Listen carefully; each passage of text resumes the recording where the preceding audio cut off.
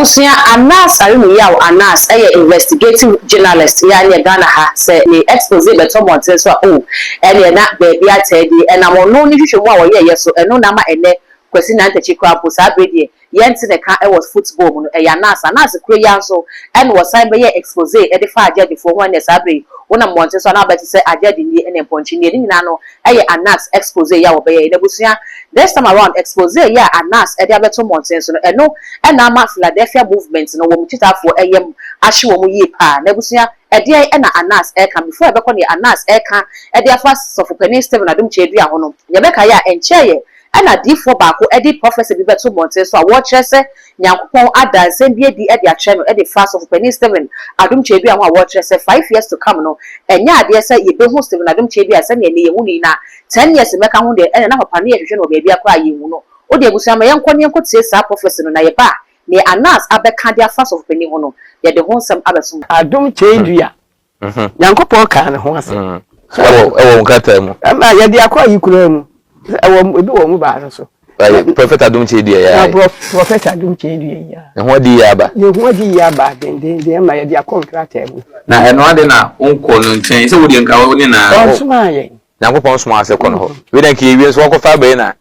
ese me he se de obesi aka kwesi nti on so esesen ne esei no de Nyankopon aka fa no Nyankopon so sai wo ko wo ene wa twere wa hai anyway ene bo so na me so 18 18 July 2024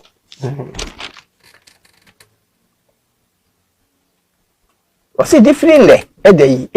18 July 2024 so now you 02 25 AM 2:25 AM no pa esu machimu da su mu na di ni bae I say na make say me na no 3 hours na from 9 to 12 okay from 12 to 5 AM enu mu na di ni fiba enti o say obi ni mahwe ase mo ho e wo de ma no obi ni mu a Nyankopon me ye sori ti ya no Prophet Adom Kyei Duah Philadelphia nyame adi entira wakofre de wo so ye Yesu onu wo Kyei Yesu se wo ka so ye Yesu na Kyei Yesu di ya Yesu say bebre di mi di be basa mi ni Kristo no ba mo ntiye no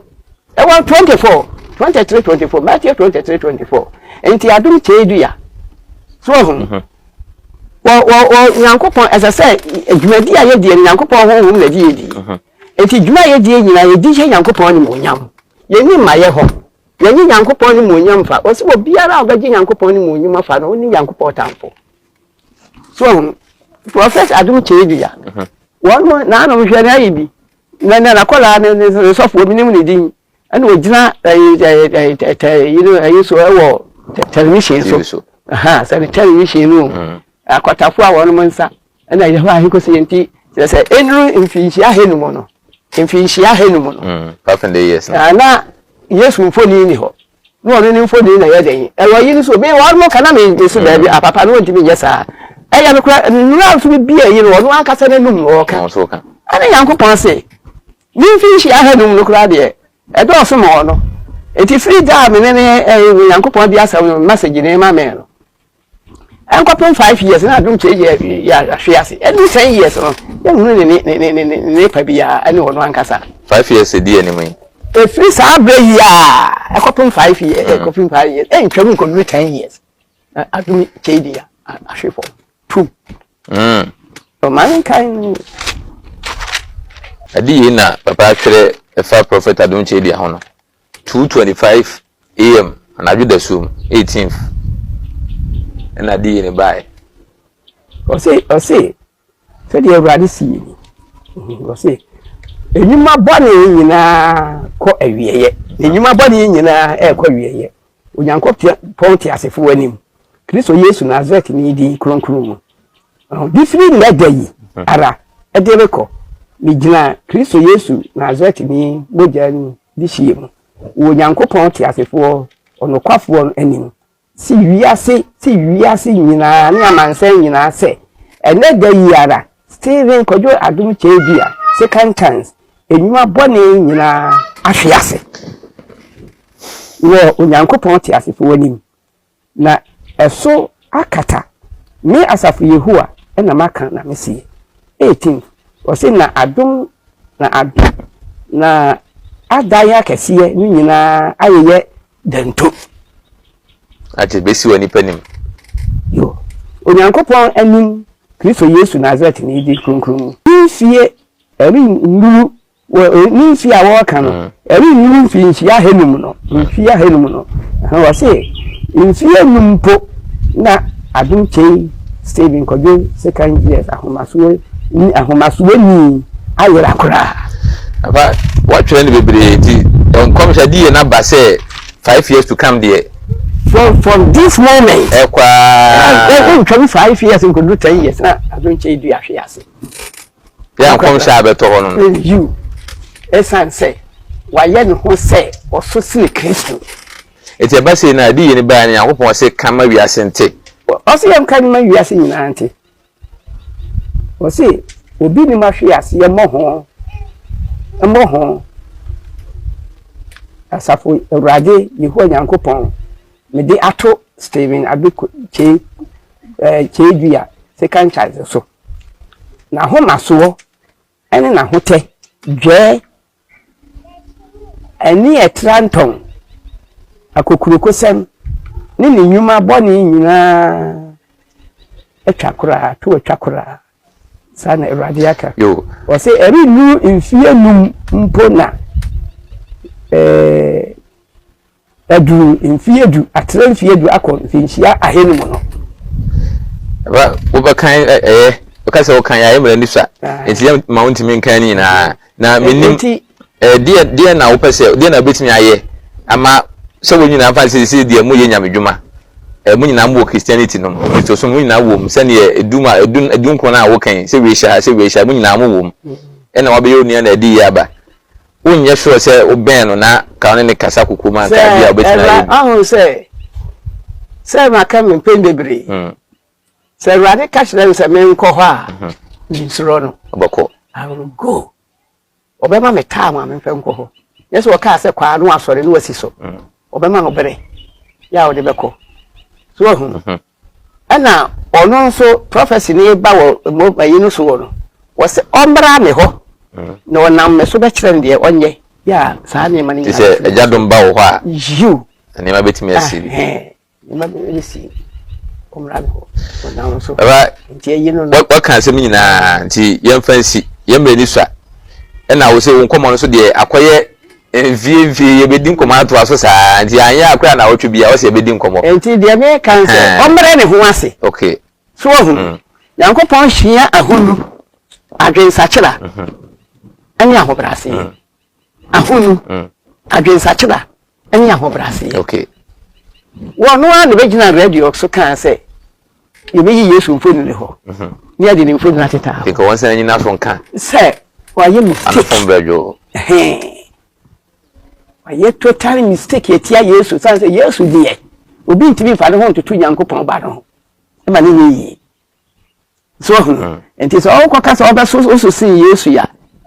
lai edi atwo sam na wo ka no enti wono ankasa onyene wo hwa nkwachiri ehu se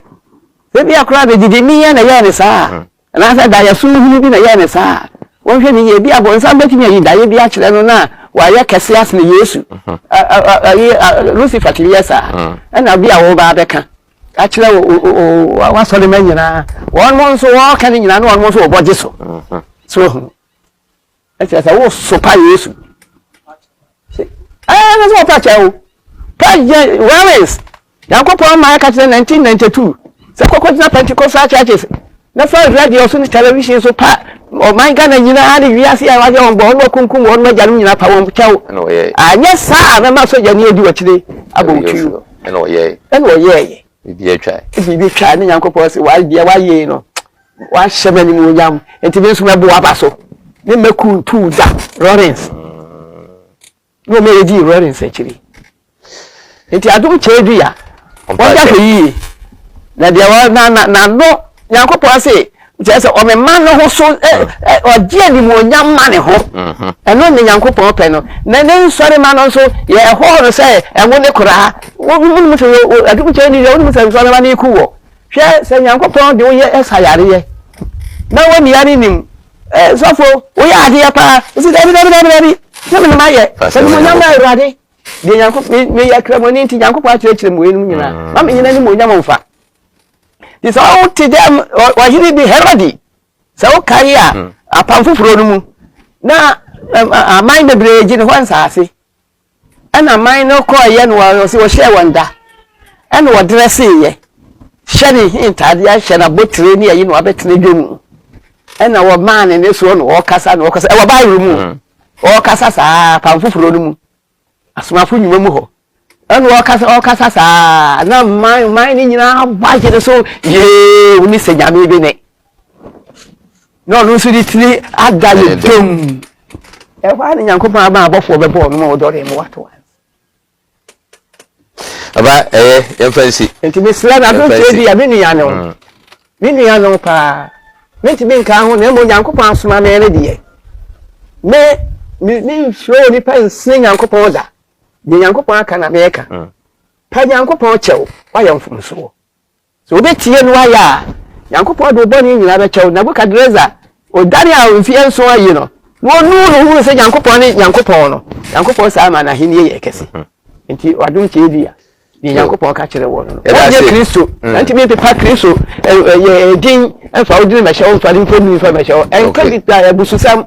eka awrade din etabusia wei ade ne adifo no ade betu dwa efa so pani Steven Adom Kyei dua ho odi sansem ni betu dwa no so pani Steven Adom Kyei dua eba be so ebe kire se sa enana adifo yi ahye wodi tum nemu ye fa nane nto ho na ye time ye monitor na 5 years to come no ye nkohwe difo no ne hyebrem na ye mehwe Steven Adom Kyei dua so ono so ne hyebrem na ye nkohwe nia wo ye ni interview ne hyebrem na fe ye mra ne ye mehwe Philadelphia fo so e hyebrem na fe ye nhu ne nyame ene ne kasa ene ne nyame ene ne ye adwuma na busua wei eda nchen a another expose efi anas akache aba edefa sofopani Steven Adom Kyei dua wa kire se ne wohu ede afa sofopani Steven Adom Kyei dua na asori no no ebusua so de beto monten so eyade a asori no ebegu ebusua anti post no na eda screen no eni ya anas na wo kasa na wo kire se ne wohu ede afa sofopani Steven Adom Kyei dua na asori no no se eyade se wo de ba